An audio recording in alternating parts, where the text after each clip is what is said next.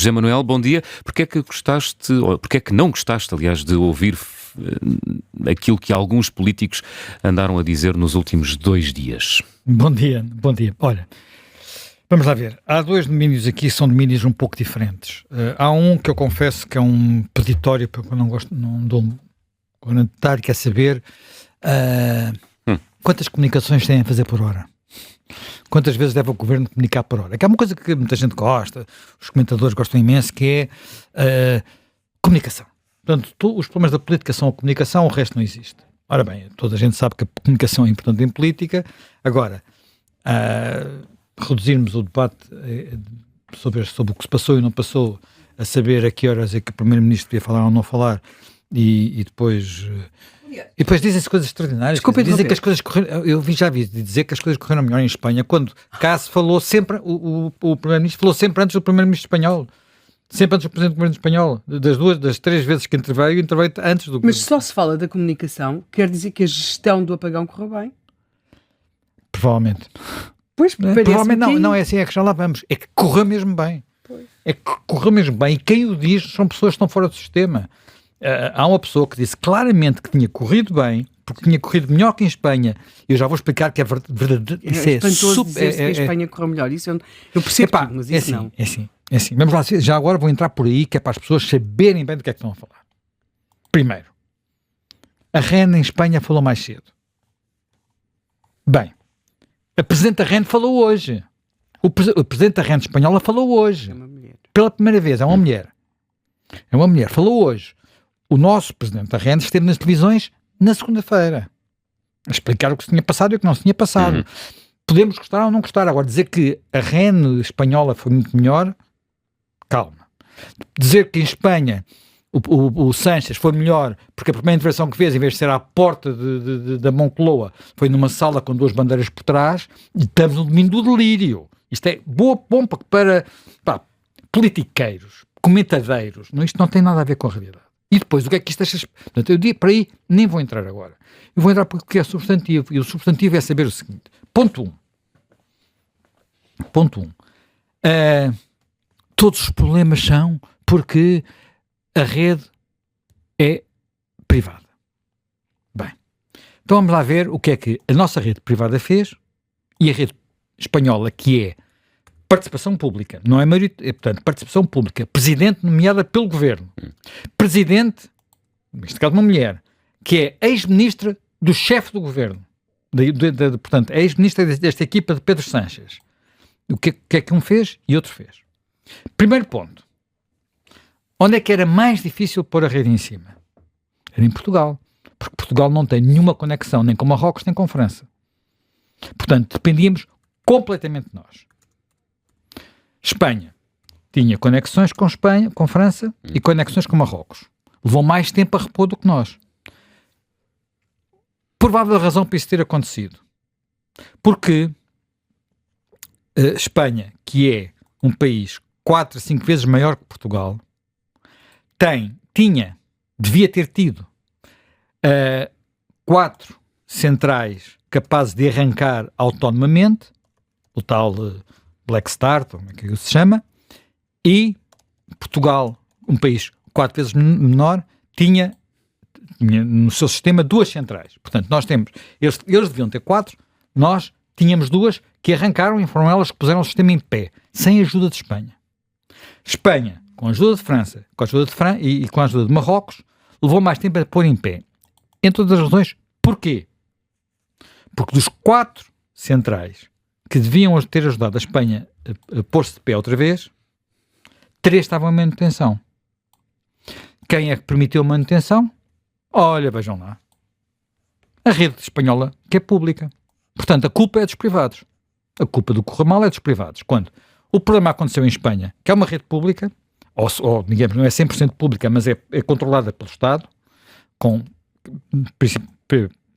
a chamada, não sei se é Golden Share, que eles chamam, ou se chama de qualquer, mas tem essa capacidade, e depois essa rede permitiu que 3/4 do sistema de recuperação estivesse em baixo, por causa de estar em manutenção com autorização. Nós não vamos fazer isso. Portanto, são 4 barragens, nenhuma deles é um sistema de gás, como nós temos, eram 4 barragens. E depois o disparate foi por aí adiante, não é? Há um senhor, que não é político, que anda pelas televisões, e hoje parece que, consta, porque já vi aqui, anda a promover uma ida à TSF, que é um falso professor catedrático, no sentido formal do termo, do Instituto Superior Técnico, chamado Clemente Pedro Nunes, porque é um professor catedrático convidado, o que quer dizer que dá aulas como professor catedrático, mas nunca fez a carreira para professor catedrático. Esse senhor ontem, por exemplo, dizia, e foi título na CNN, havia uma central ao pé de Lisboa que o governo se esqueceu. Não, de facto, em Portugal há mais do que uma central de gás, chamada centrais de gás de ciclo combinado, que, como aqui ontem explicou o Nuno Ribeiro da Silva, são centrais que estão mornas e que podem a qualquer momento ser ligadas. Mas estarem mornas e ser ligadas não quer dizer que possam ser ligadas sem consumo e sem fornecimento de eletricidade. Precisam de um motor de arranque. Não é? Portanto, habitualmente, é por isso que, por exemplo, os painéis solares em tua casa também se desligaram se não tiver baterias. Se não foram painéis solares ligados a baterias, desligaram e podem ter ficado estragados. Portanto, e tu tens, em princípio, estás a pensar que eu não estou dependente da rede para nada, porque tenho painéis em minha casa. Calma. É preciso equilíbrio na rede, como já aqui explicámos. Portanto, isto é muito mais complicado do que estas pessoas andam a dizer. E algumas andam a dizer isto pura e simplesmente porque têm uma agenda sobre estas matérias. Clemente Pedro Nunes, em tempos, quis construir centrais nucleares em Portugal e não larga isso do tino e tem um ódio às renováveis, que não é um ódio racional. Porque ela acha que as renováveis são mais caras, quando neste momento as renováveis são mais baratas. Já foram mais caras. Já foram mais caras ao princípio, mas quer dizer, como tudo na vida, não é? Como tudo na vida, não é? Quer dizer, quem comprou televisões nos anos 70, 80, já para não ir aos anos 60, sabe que uma televisão custava tanto como um automóvel. Hoje não custa, não é? Porquê? E são melhores. Experimentei uma televisão a preto e branco dos anos 80, ou dos anos 60, ou dos anos 70. Quer dizer, não se via nada. Era chuva, como a gente costumava dizer, não é? Os mais velhos. Ora bem, e por isso a tecnologia evoluiu e desse ponto de vista nós temos que perceber qual é essa evolução e perceber a sensibilidade deste problema. Por exemplo, outra questão que tem sido muito dita, vou citar aqui Inês Sousa Real, esta grande especialista em coisas verdes. Ora bem, ela ontem disse uma coisa que é o seguinte: sucessivos governos têm desinvestido na dimensão da autonomia energética e um país mais resiliente é autónomo na produção de energia. O que é que isto quer dizer? O que é que quer dizer ser autónomo? Quer dizer, na minha leitura, e acho que a leitura, qualquer pessoa que conheça o sentido de autónomo, é ter uma capacidade de produção que lhe permite viver sem importar energia. Não é? É isso que quer dizer. Ora, quando Inês Sousa Real disse isso, Portugal estava nessa situação. Pois. Porque ontem não importou energia. Portanto, em Portugal há capacidade instalada para sermos totalmente autónomos. E eu vou ser mais concreto. No momento do apagão, Portugal estava a consumir 9,3 gigawatts. E, de facto, um terço desses gigawatts estavam a vir de Espanha. Porquê? Porque Espanha estava a pagar-nos para os recebermos. Portanto, não era nós íamos comprar mais barato, estava a pagar-nos para os recebermos. Já vou explicar porquê. E é assim que as coisas acontecem. No mercado da energia, compra-se onde é mais barato. Estás a falar, José Manuel? São 10h30 da manhã, temos um saldo importador de 0 gigawatts. Neste momento estamos com 0 gigawatts, porque não ligamos, somos autónomos. Estamos a religar-nos a Espanha, mas provavelmente não... a Espanha também não deve estar com muitos problemas, seguramente. Bem, mas não interessa. Agora, a questão é, dos tais 9 gigawatts que estávamos a consumir, qual é a capacidade instalada em Portugal neste momento? Ou melhor, no final de 2023, são os últimos dados disponibilizados pela Direção-Geral de Energia. 24,654 gigawatts. Isso é a capacidade instalada portanto, entretanto, continuaram a construir coisas, não é? Sobretudo renováveis. Temos não renovável, destes 24, 5,8 gigawatts. Depois temos, vê lá tu, temos a maior porção das a renovável é a maioria, sendo que a maioria da maioria é uma coisa muito, muito antiga que as pessoas costumam esquecer e que está fora de moda, que é a hídrica, as barragens. as barragens são 8 gigawatts. Portanto, se a gente ligasse as barragens todas, nem precisamos praticamente mais nada. Sendo que uma parte da capacidade instalada é a biomassa. A biomassa, por regra, enfim, mais de metade da biomassa é a cogeração. O que é que quer dizer cogeração? Quer dizer que eu, na Simpor, em muitas grandes empresas, na Portocel, portanto, tenho um processo de fabrico que gera calor, eu uso esse calor para fazer funcionar turbinas, com as turbinas gerar eletricidade e pôr essa eletricidade na rede, portanto, para não desperdiçar o calor que gero para outras coisas, para fazer cimento ou para fazer pasta de papel. Portanto, e há muita cogeração instalada em Portugal. Portanto, muita cogeração da biomassa, também a utilização de restos de florestais e por aí adiante. Ainda há biogás, ainda há essas coisas todas. Portanto, e eu tenho uma capacidade generosa, digamos assim, no que diz respeito a isso. Claro que depois também tenho o eólico e o solar. O solar estava a produzir. E o solar provavelmente estava a produzir bem, e o solar neste momento já representa quase 4 megawatts. Gigawatts, quero eu dizer. Quase sim. 4 gigawatts. Dos tais 24. Dos tais 24. A eólica são quase 6 gigawatts. Dos tais 24. A eólica habitualmente funciona na capacidade, não direi total, mas quase total de noite, porque é quando há mais vento. Quem não fica sentado com as pantufas à frente da televisão sabe que, regra geral, de noite há mais vento. E em Lisboa, ao fim da tarde. Claro, pronto. É muito intenso. Quer dizer, Helena, não imaginas como é que é no Guincho? Não, também, sim. Mas bem, em Lisboa é portanto, muito que é por onde eu passo todos os dias, ou em onde eu vivo.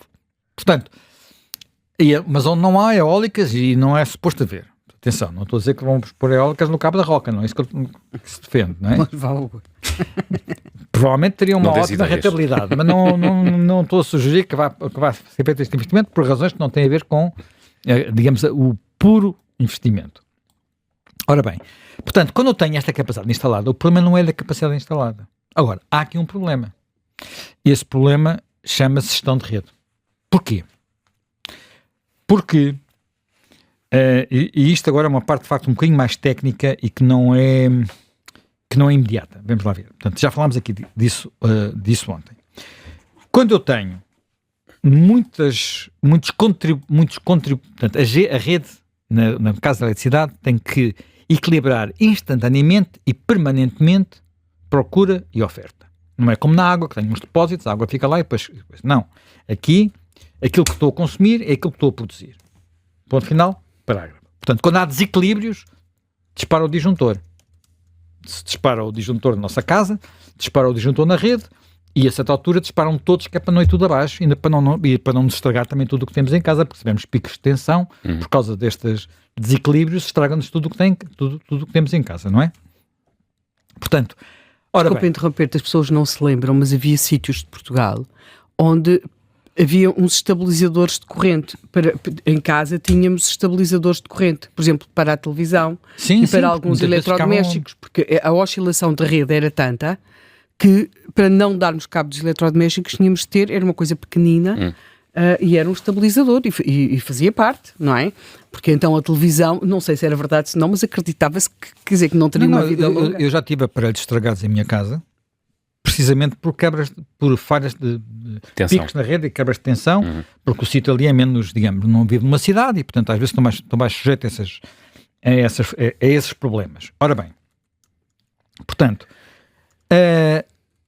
nós temos aqui duas questões que têm a ver com o nosso sistema atual, com uma participação muito grande de renováveis. Uma é, as renováveis são intermitentes, isto é, o solar, o eólico. O solar depende do sol, o eólico depende do vento, e a hídrica, temos uma parte que não é intermitente, que são aquelas onde são chamadas barragens de fio d'água, que são aquelas que há uma cascata por aí abaixo, como por exemplo no Douro, não há capacidade de armazenamento, e depois temos as barragens, que são armazenam a água e só se abre a turbina, digamos assim, quando precisamos de energia. Mas é automático, no momento que se liga, aquilo começa logo a produzir. E habitualmente é isso que permite que nós tenhamos uma capacidade instalada e consumos variáveis ao longo do dia. Portanto, e o que a rede faz é gerir os sistemas que entram e que saem. Ora bem, as renováveis, sobretudo muito disseminadas, muito descentralizadas, criam uma produção que é mais difícil de gerir. Primeiro porque são muitas, não é? É mais difícil de gerir. Se eu tiver 3 centrais apenas a produzir ou 10 centrais a produzir, é mais fácil do que se tiver de repente no limite de milhares, porque como sabes, se eu tiver, como a maior parte das pessoas que já lidaram com isto, se puserem painéis solares em casa, há uma altura, se não tiverem a consumirem, que os painéis solares mandam para a rede. Aquilo manda para a rede. Portanto, no limite tens muita produção descentralizada. A produção descentralizada tem um maior problema de gestão, porque tens que estar a deixar entrar e a fazer sair muitos sistemas, milhares de sistemas no limite, e tem outro problema, que é um problema que o solar e até o eólico tem. Eu ontem referi aqui que o eólico tinha turbinas e tem turbinas, só que são turbinas diferentes das turbinas que existem nas barragens ou numa central térmica, numa central nuclear. E que tem, e talvez aqui a principal diferença para a gestão da rede, é que as turbinas das centrais térmicas e das barragens, quando há flutuações de tensão, funcionam um bocadinho como amortecedores. É um bocadinho como, olha, se quiseres, como nós vamos se alguém já uma vez conduziu um carro elétrico, por exemplo, sabe que quando vai a descer, aquilo reverte e começa a carregar a bateria. Portanto, há ali um efeito de amortecimento. Portanto, aquilo nunca está parado, digamos assim, está sempre a rodar. Às vezes descarrega, outras vezes carrega, e portanto há ali um fator com as patilhas das turbinas que têm esse fator de amortecedor. Quando estás a produzir, por exemplo, solar ou eólico, esse amortecedor desaparece e, portanto, a regulação da rede é mais complicada. E é por isso que começam a aparecer, mas ainda não está generalizado de forma nenhuma, porque é muito caro, sistemas em que se procura compensar esta diferença da forma de produção das energias intermitentes das energias fixas com baterias. Com baterias não é, quer dizer, quando nós estamos a produzir a mais, e o que acontece com o vento durante a noite, habitualmente o que se faz é usar essa energia para bombar as barragens, portanto, usar a barragem como bateria gigante. Mas aqui o que estamos a falar é de coisas quase instantâneas, não dá para fazer isso, e portanto, e de proximidade, e descentralizadas, e portanto aí começam a haver tecnologia de baterias. Mas é uma coisa que está ainda nova, que está em Portugal começou a experimentar isto na REN em 2016, portanto, e a tecnologia das baterias é uma tecnologia que tem por exemplo, a tecnologia dos painéis fotovoltaicos evoluiu muito nos últimos tempos, mas diminuiu para ir para 1/10 do que custava. Mas nas baterias ainda não. E, portanto, há aqui uma dificuldade em fazer isso. Portanto, quando eu ouço, por exemplo, o Rui Tavares dizer que nós temos que ir para um sistema, uma rede de produção e distribuição, isto é São Paulo e tal, uma rede de produção e distribuição de energia que seja descentralizada e que seja em boa medida autónoma, eu não sei bem o que é que ele quer dizer. E não sei bem por 2 razões. Porque quando eu digo descentralizada, tem todo este problema de gestão, porque eu não posso transformar o país em ilhas, não é? Portanto, não posso pôr um painel solar numa escola, como ele sugere, e depois a seguir eu ali estou à volta da escola e estou fechado em ilhas e portanto estou safo. Não é, as coisas não são bem assim, até porque isso, como eu disse, no mínimo exige baterias, as baterias... eu estive a tentar ver ontem preços e tempos de duração e poupanças, mas eu, no fim, provavelmente só chegava a números definitivos se fizesse um pedido de orçamento ao mercado. Sim. Mas eu diria que é capaz de duplicar o custo de instalação de painéis solares, vai lá, entre mais 50% e mais 100%, se eu tiver baterias próprias. Estará a referir-se às chamadas comunidades energéticas, que é uma coisa que a lei já permite? Sim, a lei permite essas coisas todas. A lei permite essas coisas todas, só que, digamos, isso é um tema que, apesar de ser permitido na lei, não tem tido o crescimento que tem tido por causa do custo do investimento. Quem já fez contas para ter painéis solares em casa, se fizer as contas totais, percebe que há ali um risco relativamente ao tempo de recuperação do investimento. E um risco que não é... Eu já fiz contas para o meu caso concreto e não coloquei. Mas eu também vivo num sítio em que o sol não é muito teu amigo. O sol não é muito meu amigo. Portanto, não sou... O sol muitas vezes não és exemplo. Não sou exemplo. Portanto, isto é um tema muito complicado, não se pode dizer que de repente está aqui a solução. E depois eu não sei o que é que ele quer dizer com autónoma, porque o Rui Tavares, ao contrário das loucuras disparatadas do André Ventura, da Mariana Mortágua, do Paulo Raimundo, não veio falar na necessidade de nós sermos, ou da Inês Sousa Real, estarmos separados de Espanha. Portanto, mas disse autónomas. Porque, enfim, acho que neste momento calha bem, não é? Mas dos espanhóis, a gente tem que estar livres dos espanhóis. Em Portugal, dizer mal dos espanhóis fica sempre bem, não é? Agora, no programa do livro está escrito investir no incremento das interligações energéticas.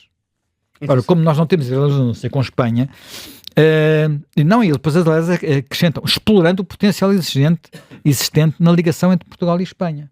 Portanto, é isto que diz o programa do livro. Portanto, quando o Rui Tavares vem falar de autónomas, está a surfar a opinião pública. Portanto, mas é nisto que temos vivido, não é? As pessoas não têm... é disto que se fala do dia-a-dia da política. Quer dizer, o que chega, então, o disparate é completo. Não queriam fechar as centrais, achavam que o problema eram as centrais a carvão. Aliás, dizem o Chega, como diz esse tal Clemente Pedro Nunes, que é as centrais a carvão, como ontem recordou, e bem, o Nuno Ribeiro da Silva. O Nuno Ribeiro da Silva foi administrador da Endesa. A Endesa era uma das proprietárias da última central de carvão a fechar, que é a central do Pego, perto de Abrantes. Essa central, nos últimos 9 meses antes de fechar, não produziu 1 kW de energia. Porquê? Porque era mais caro do que todos os outros, qualquer outro, mais caro que o gás, mais caro que tudo. E mesmo a tal central que o Clemente Pedro Nunes diz que as pessoas esqueceram de... o governo esqueceu-se que tem uma central a gás ali no Carregado.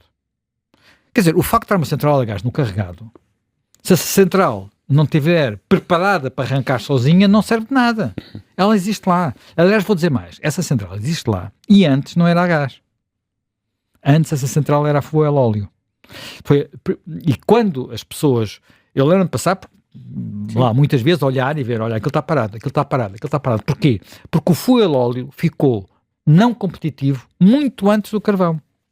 Aquilo foi feito num tempo em que o fogo a óleo era o sistema. Depois, a seguir, é que Portugal começou a construir, estamos a falar da década de 80, 40 anos, começou a construir centrais a carvão, primeiro Sines, depois o Pego, e depois o gás é que chegou mais tarde, mas já chegou na década de 90. Portanto, do século passado. E hoje em dia o gás é que é competitivo. Portanto, o carvão deixou de ser competitivo e as centrais fecharam, e não foi só por causa do CO2, é que verdadeiramente não estavam a produzir. E o fuel óleo, mesmo quando não havia nenhum problema, ninguém falava de alterações climáticas, eu lembro-me de passar pela autoestrada para o Porto, aquilo fica ao lado da autoestrada, olhar para as chaminés e as chaminés não saíam de lá fumo. Porquê? Porque o fuel óleo estava muito caro. Portanto, aquilo foi transformado numa central a gás, portanto, houve lá obras, aquilo é uma central da EDP, mas essa central não está preparada para arrancar autonomamente. Portanto, para arrancar fora da rede. Portanto, não tem motor de arranque, como tem a central de Tapada do Outeiro e como tem a central de Castelo de Bode. O governo agora decidiu, na minha perspectiva, bem, ter mais 2 sistemas com capacidade de arranque autónomo, mas ficar contentes como os espanhóis. E somos um quinto país. Não sei o que é que a Espanha decidiu sobre isso. Se já decidiu alguma coisa diferente. Vamos ter mais no Alqueva e em... Baixo sabor. Portanto, estamos a falar de 2 centrais com uma enorme capacidade em termos de armazenamento de água, não é? Nós há mais centrais em que provavelmente se poderia fazer isso, mas até por razões de distribuição geográfica talvez menos eficientes, sei lá. Há as centrais todas do Cávado, designadamente do sistema Vilarinho da Furna, não é Alto Rabagão, é Caniçada, que tem também bombagem. Podíamos ir para um outro que é uma ótima, que é Lindoso, que também tem bombagem, a central de Lindoso. Temos a Guieira, que também tem bombagem. Portanto, nós temos muitas centrais em que podíamos fazer em que eventualmente se podia fazer isso. A opção técnica não sei dizer se o governo fez bem ou mal em escolher Baixo Sabor e Alqueva. Percebo que assim as coisas ficam mais espalhadas pelo território e pela forma de recuperar de um apagão é mais positivo. Sendo que a probabilidade de ocorrer de apagões está a aumentar por causa da complexidade da rede e porque não basta dizer vamos ter, por exemplo, baterias inteligentes, porque algumas dessas baterias que são vendidas para solar em casa são baterias inteligentes. Quer dizer, quando digo inteligentes são baterias que nós podemos, no nosso telemóvel, saber se elas estão a carregar, se a descarregar, se estamos a vender à rede, se estamos a armazenar, podemos controlar isso e estão integradas. E fala-se inclusive de muitas outras coisas, por exemplo, essas baterias domésticas têm, pelo que me pareceu ver nas suas especificações técnicas, menos capacidade que a bateria dos carros elétricos.